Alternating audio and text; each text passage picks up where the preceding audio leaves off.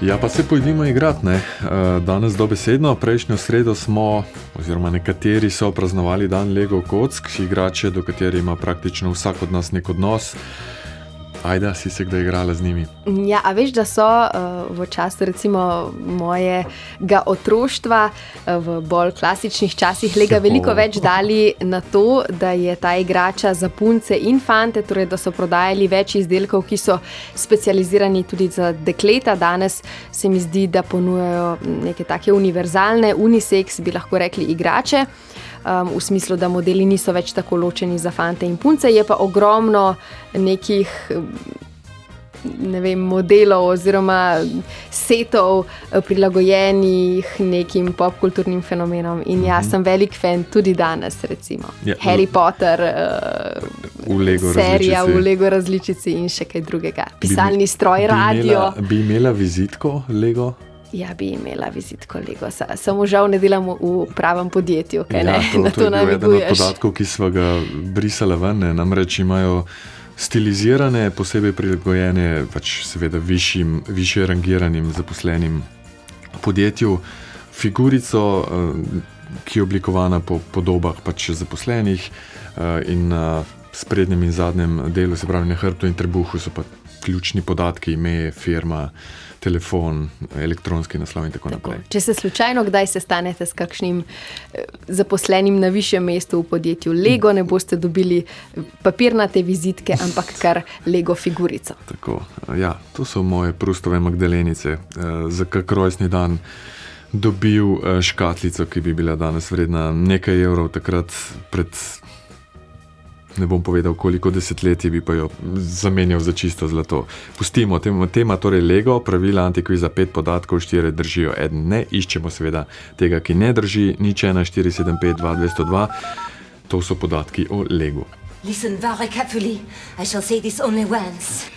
Prvi pravi, Lego je največji proizvajalec pnevmatik na svetu.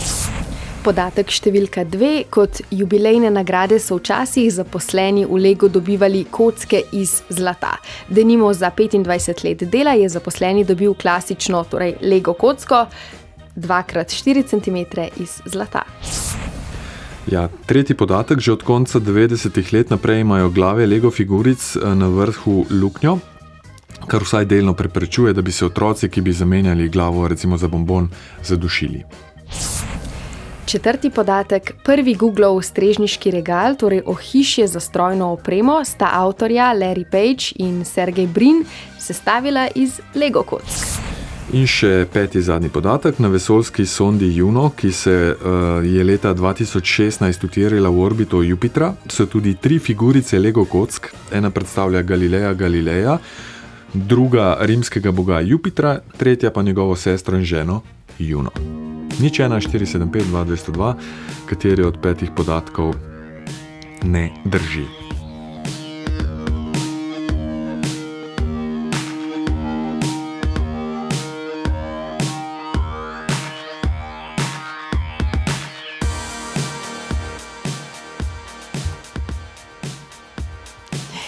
Ajda, boš ti? Ne vidim na zaslon, ampak glede na tvoj nasmešek in ker si mi suvereno predal besedo, predvidevam, da naj jo je prvi poklical Primož po 2 tednih, ko se nismo slišali. Imam prav. Dobro jutro. Ja, Ajda, nismo se slišali zato, ker sem bil v vaših koncih. Aha, na dopustu ali kako? Ne. Ali tam ne lovi signal ali kako? Ven me je vrgel. Sestavljal je Lego kocke. Ja, sem jih, ja. Ja, pred desetletji najbrž, ne? Ali pa vsaj mnogimi leti, ali kako? Ja, pa bom rekel, in jaz pa še malo in smo kar navdušeni, no, bom rekel, bili vedno nad tem. No, kako navdušeni boste lahko dokazali z izbiro podatka? Spoznavanjem te didaktične igrače tudi. Tako. Ugibate danes ali veste? Danes ugibam. Če ste res neverjeten poznavalec te igrače, potem bi vedeli odgovor zagotovo. Recimo, da kupujete še vedno vsak mesec enkrat nek paket, zagotovo veste potem odgovor. Ma ne, za enega vem, ki je že bil enkrat, tako da onga se že nam odločil. Zdaj iščem, kateri je ta. Lahko pol potiham povem, ker lahko, če ugotovite ta pravega. Jaz bom rekel, kaj je že bil četrti? Prvo hiše za strežniški regal Google. Ja, ne, to ne. To je čisto predvidljivo, ne? Ja, ne, jaz mislim, da bi odločil se bom za tretjega, pa ne vem, ne da mi je sumljivo, ampak enostavno res obstavljam. Mitja se krohotal v bistvu ste poznavalec, oziroma morda samo ne veste, zadeli ste seveda. Ali pa imate veliko sreče v življenju? Ja, dejansko te luknje v glavi figurice, to je kar neka taka zgodba, ki se dlje časa ponavlja. Namreč pojavili so se figurice konec 70-ih let, takrat glave še niso imele na vrhu luknic, mislim, da so bile tudi fiksne še takrat. Te luknice v glavi so se pa pojavili leta 92. Zakaj? Ja, tega pri podjetju niso nikoli eksplicitno razložili. Bila naj bi, oziroma dve teoriji sta, dva razloga. Najprej zato, ker so kocke, sploh okrogle glave, zelo privlačen kos igrače, ki si ga otroci radi dajo v usta, pa so nekako predvidevali, da bi luknja v glavi kocke lahko pomagala otroku dihati, torej če se zatakne v sapniku. Drugi razlog pa naj bi bil, da to nekako izenači pritisk, oziroma da pripomore k temu, da glavo lažje natakneš na trup. Lažje bi torej naj bilo zaradi teh luknic sestavljati kocke. Ampak to je bilo vse skupaj samo ugibanje. Luknja v glavi je ostala potem, ne glede na to, zakaj so jo uvedli, praksa skoraj 30 let. Potem so šli nazaj na star princip. Leta 2012 so torej luknjo opustili, strokovnjaki so potem spet ugibali, da zato, ker naj bi v praksi se izkazalo, da ni nevarnosti za zadušitev, poleg tega pa niso imeli kam odtisniti loga svojega, torej od firme. No, pred 3 leti so se pa spet vrnili nazaj k dvema manjšima luknicama, ki sodeč po velikosti zagotovo nista namenjeni preventivi pred zadušitvijo, drugače bi bila to zagotovo večja luknja. Čemu sta namenjeni, pa pri podjetju, kot rečeno, niso nikoli povedali. Tako. Primož, bravo. Kateri pa je bil? Drugi. Aha, za te kocke zlata, torej Lego kocke, zlate Lego kocke. Ne spomnim se tega, ampak čisto mogoče. Ampak če pa dobim to nagrado, pa nam nič narobe. Ja, sploh ko boste zvedeli, koliko je danes vredna. Ja. Nažalost je bila to sicer praksa zgolj, torej ta drugi podatek, o katerem govorite, da so zaposleni ob jubilejih dobili zlato Lego kocko, je bila to praksa le med letoma 1979 in 1981, torej le nekaj let. In v tem času so delavcem s 25-letnim stažem res kot jubilejne nagrade podarili te Lego kocke 2x4, enake kot v pravi, torej resnični velikosti, a ne iz plastike, ampak iz zlata. 14-karatnega tehtalo je 24 gramov in ker je bilo res narejenih malo, so danes te kocke vredne tudi do 20.000 evrov. Samo zlato v teh kockah pa 3500 evrov. Tako da samo 2 sva imela in sva si jih kar med sabo zajdo razdelila, Primož, žal drugič. Lepo bodite, hvala za klic, pa se slišimo. Enako, dobro, lep teden, dio. Enako. Še 3, no? Prvi, najbolj priljubljen z lepo slovensko besedo fun fact, torej zanimivi podatek te, bova rekla, ene izmed najbolj priljubljenih igrač na svetu.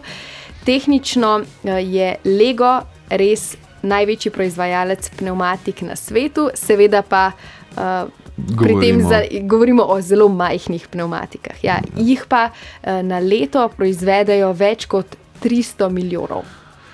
Kar dobro in gre. Ja. Recimo največji tradicionalni proizvajalec pnevmatik Michelin jih izdela nekaj čez 200 milijonov, se pravi 2/3 tega, kar jih izdela Lego.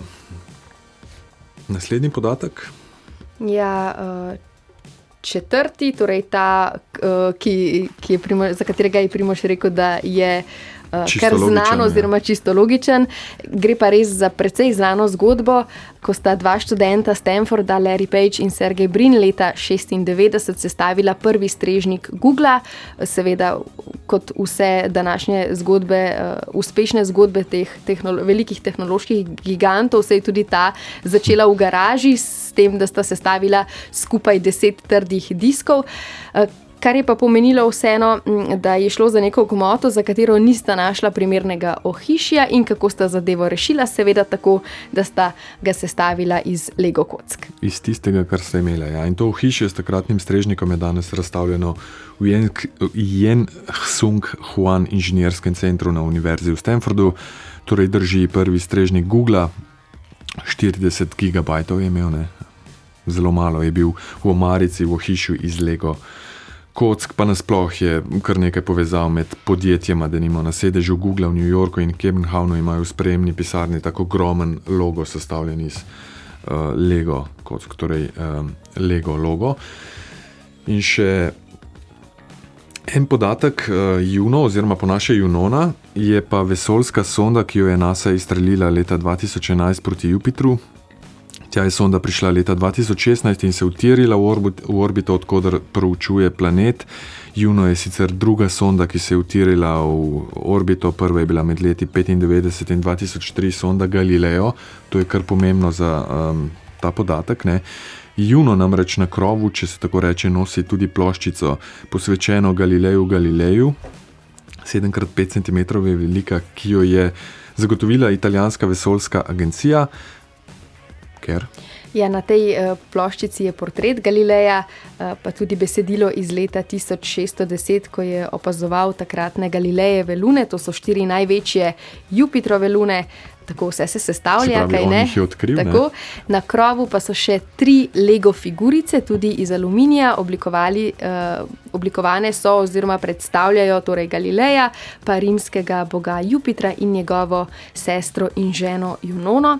So pa figurice takrat oblikovali v podjetju Lego skupaj z NASO kot del akcije spodbujanja zanimanja otrok za znanost in tehnologijo. In danes krožijo. Lego kocke po vesolju oziroma v orbiti Jupitra. Tako, hvala za sodelovanje v tokratnem antikvizu, se slišimo prihodnji ponedeljek.